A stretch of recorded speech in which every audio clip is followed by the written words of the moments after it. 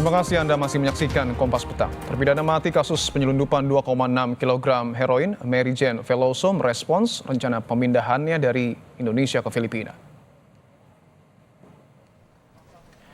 Mary Jane Veloso yang sudah 15 tahun mendekam di penjara mengapresiasi keputusan pemerintah Indonesia yang akan memindahkannya ke Filipina karena bisa berada dekat dengan keluarganya.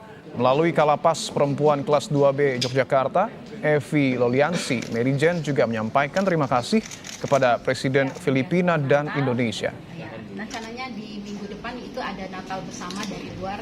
Mary Jane menanggapi bahwa yang pertama dia mengucap syukur kepada Tuhan Yang Maha Kuasa karena Mary Jane memang sudah menunggu berita ini sejak lama. Karena sudah kurang lebih selama 15 tahun dan juga mengucap syukur dan terima kasih kepada semua orang yang sudah membantu berusaha agar Mary Jane bisa kembali ke negaranya dan berkumpul dengan keluarga, dan terutama juga kepada Presiden Indonesia dan Presiden Filipina, kemudian dengan Pak Menteri, dalam hal ini Menteri Menko Kumham dan Imipas yang sudah dipakai Tuhan untuk menjadi perantara doa-doanya sehingga harapan Mary Jane untuk bisa kembali ke negaranya itu bisa terkabul. Sementara itu, pakar hukum internasional menilai rencana pemindahan terpidana mati Mary Jane rumit. Selain tidak ada aturan yang detail mengenai pemindahan tahanan, permohonan grasi atas Mary Jane pun belum dikabulkan. Pada masa pemerintahan Joko Widodo, permohonan grasi ditolak. Pemerintah Filipina harus menghormati putusan hukum Indonesia atas vonis mati Mary Jane.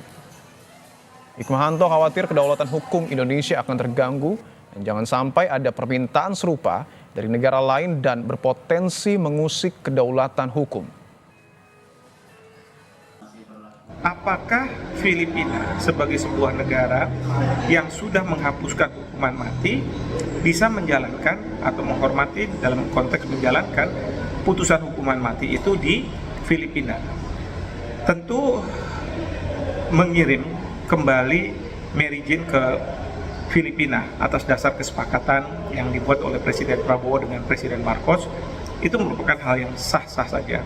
Tetapi yang pasti jangan sampai apa yang disepakati ini harus melanggar hukum di Indonesia.